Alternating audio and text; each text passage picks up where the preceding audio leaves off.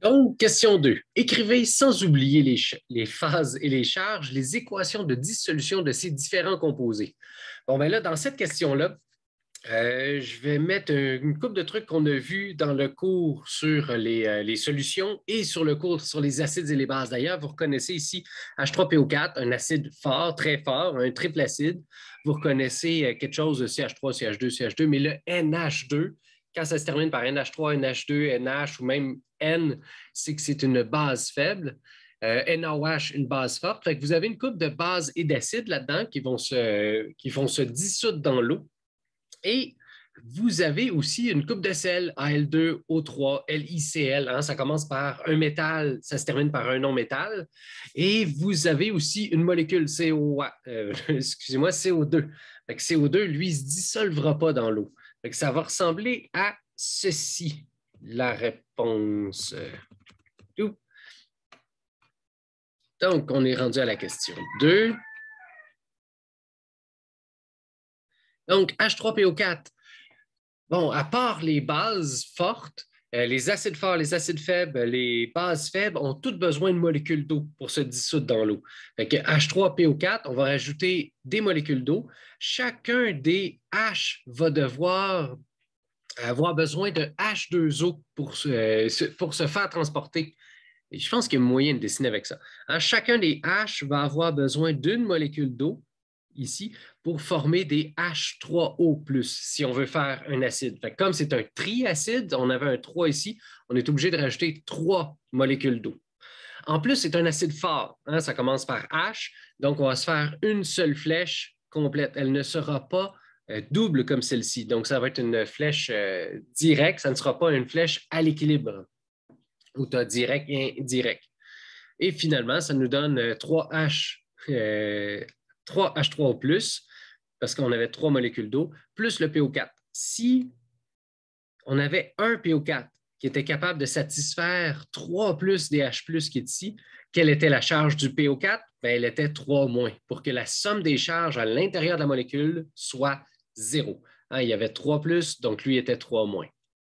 Ensuite, Al2O3, on a affaire à un métal avec un non-métal, c'est donc un sel. Ils vont se séparer. L'aluminium, comme il est dans la troisième colonne du tableau périodique, il va être 3 plus. Et l'oxygène, chacun des oxygènes, comme il n'est pas dans l'avant-dernière colonne du tableau périodique, ça serait moins. Il est juste dans la colonne juste avant, donc il est donc moins 2. Les oxygènes vont donc être moins 2 ici. Ça va être Al3 plus et O2 moins.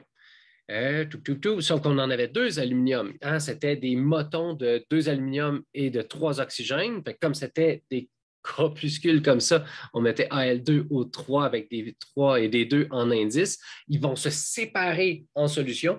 Donc, ils vont être éparpillés. Les aluminiums, il va en avoir 2 au total, mais éparpillés. C'est pour ça que le 2 est rendu en avant. Quand le 2 est ici, ça fait partie d'un seul et même composé. Quand le 2 est en avant, c'est qu'ils sont éparpillés dans notre solution. Et le 3 oxygène est rendu ici. Au tout début, c'était solide. À la fin, c'était aqueux.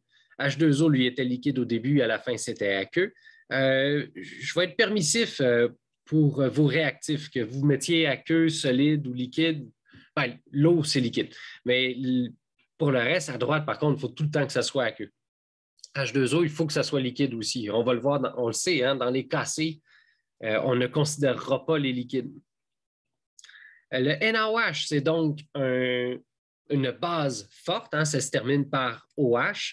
Le OH va quitter notre molécule, ça va donner du OH-, et le Na qui est ici va devenir Na+, puisqu'il était dans la première colonne du tableau périodique. Ça ici, c'était toutes des dissolutions ou des acides forts ou des bases fortes. Notre seule base faible, c'est celle-ci. Il n'y avait pas d'acide faible, ça se peut qu'à l'examen, il y ait un acide faible. Et dès que vous avez un faible, ce sont des flèches à l'équilibre. Donc, il va rester des réactifs une fois que la réaction va être terminée. Il va y avoir un équilibre dynamique entre les deux.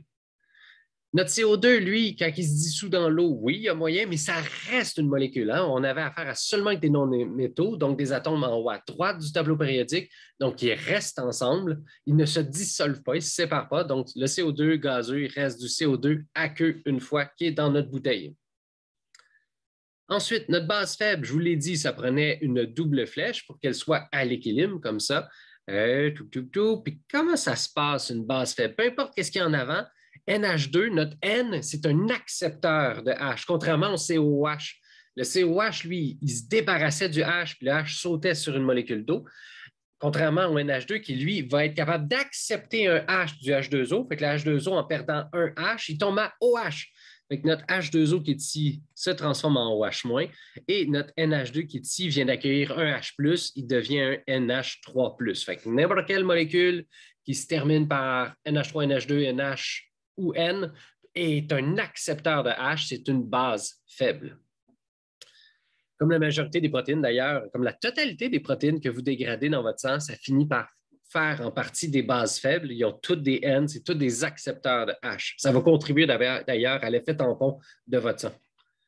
Et finalement, un autre sel du LiCl, mettons qu'il était solide, on le dissout dans l'eau, ça va donner quelque chose d'aqueux. Le Li, comme il était à gauche du tableau périodique, on était dans la colonne 1, il devient plus. Le chlore était dans l'avant-dernière colonne, il devient moins aqueux. Et voilà, on a terminé la question 2.